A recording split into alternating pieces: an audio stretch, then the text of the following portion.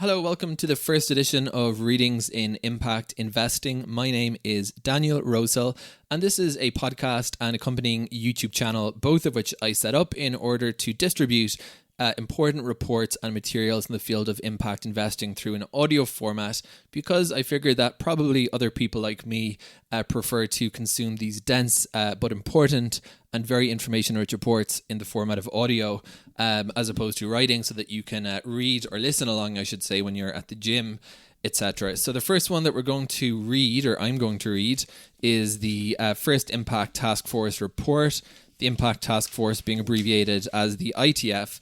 And this report is called Time to Deliver, Mobilizing Private Capital at Scale for People and Planet. This was released in 2021. The ITF has just come out with a new report, the state of play at the end of 2023, when I'm recording this video/podcast. So things have changed since this report, but this was an important kind of foundational document for the Impact Taskforce. Therefore, I thought it would be a good one to start with. So I'm going to start with the foreword and basically read through. This is the first foreword from the Right Honourable Nick Hurd, who chair of the Impact Taskforce. Time to deliver. We are an industry-led task force that has been invited by the G7 presidency to help answer a critical question for our time.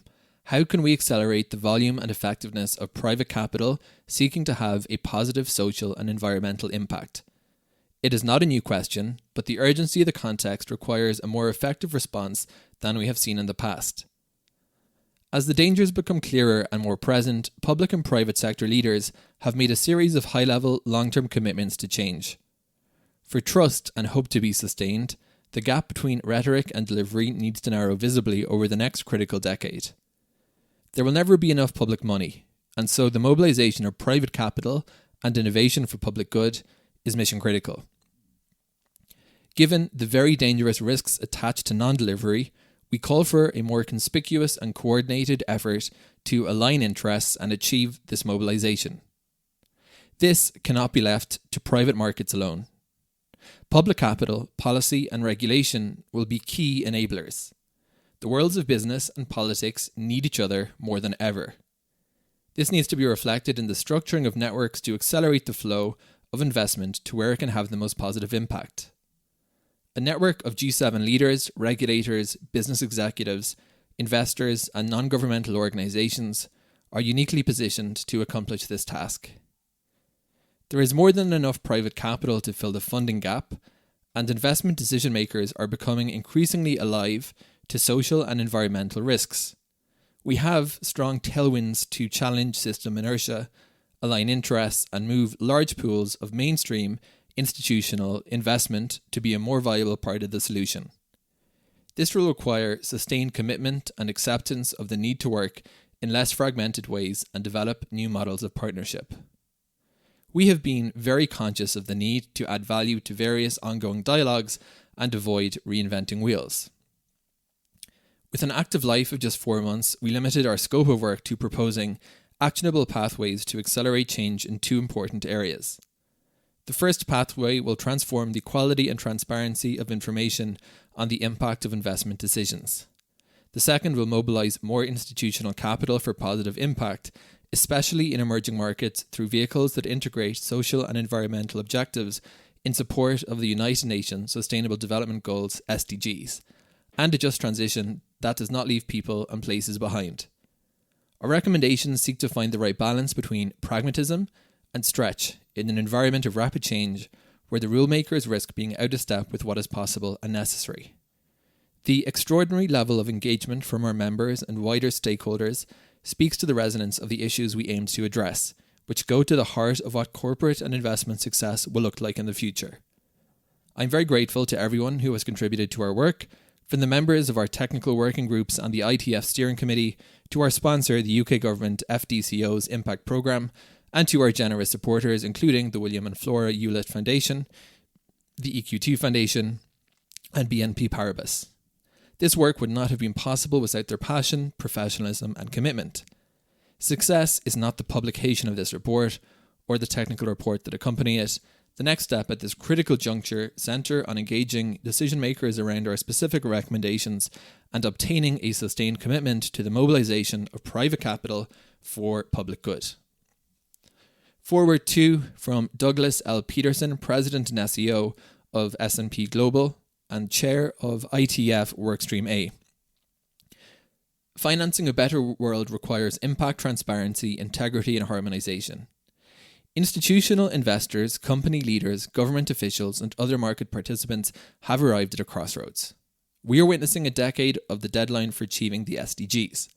Yet the pace, volume, and effectiveness of ambition required are insufficient to achieve the UN ambitions or to produce positive social and environmental impacts more broadly. There is some good news, however. The necessary capital is ready, willing, and capable of being mobilised. The challenge is to lay the groundwork required for this funding to flow. In our view, far greater transparency, harmonised disclosure standards, and better data for decision making are the foundational elements needed. Establishing globally consistent standards to measure, value, and account for impact will require new levels of public-private cooperation. Momentum is on our side. In November 2021, the International Financial Reporting Standards (IFRS) Foundation announced the formation of a new International Sustainability Standards Board, the ISSB, to serve as a global baseline of high-quality sustainability disclosure standards. Workstream A welcomes this news and urges stakeholders to build on this effort. We set out specific recommendations to do just that by focusing on such steps as improving required disclosures, evolving accounting, auditing and assurance practices, and building secure interoperable data infrastructure. We can reach our desired destination of mandatory accounting for impact by businesses and investors. Forward 3, the final forward by Dame Elizabeth Corley, who was the chair of ITF Workstream B. We need more opportunities for traditional capital to contribute to a just transition. The current momentum behind the movement of capital towards impact must be accelerated if we are to achieve a transition to a net zero world in which no one is left behind. Demand to invest for impact is growing, pledges are plentiful, but actual deployment of capital is still too slow. The challenge remains to mobilise more traditional capital in a manner that respects the responsibilities of asset owners and managers towards their clients. Allocations to strategies with integrated environmental and social objectives not only mitigate risks, but also expand the potential for positive financial returns. However, we also need solutions that reach beyond the investment frontiers of private capital working alone. The answer is to combine multiple sources of finance from governments, multinational development agencies, philanthropists, and the private sector, together with multiple financial instruments. Our work highlights examples of tested tools that are being applied to blend capital, the use of which must be expanded. As climate finance has galvanised attention, a growing consensus is emerging that a single focus on environmental issues is insufficient and that addressing the socio-economic consequences of climate change will be essential to achieving net zero. An approach based on the principles of a just transition, focusing on our planet and its people, is therefore needed. We introduce global integrated just transition elements, climate and environmental action, socio-economic distribution and equity, and community voice. Together, these elements assure the capital meaningfully contributes towards a resilient and sustainable just transition to a net zero world. That concludes the forwards to the report and will mark the end of the first episode.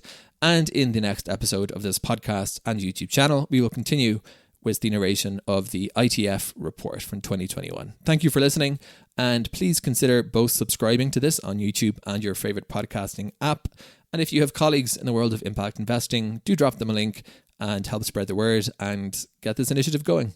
Thank you.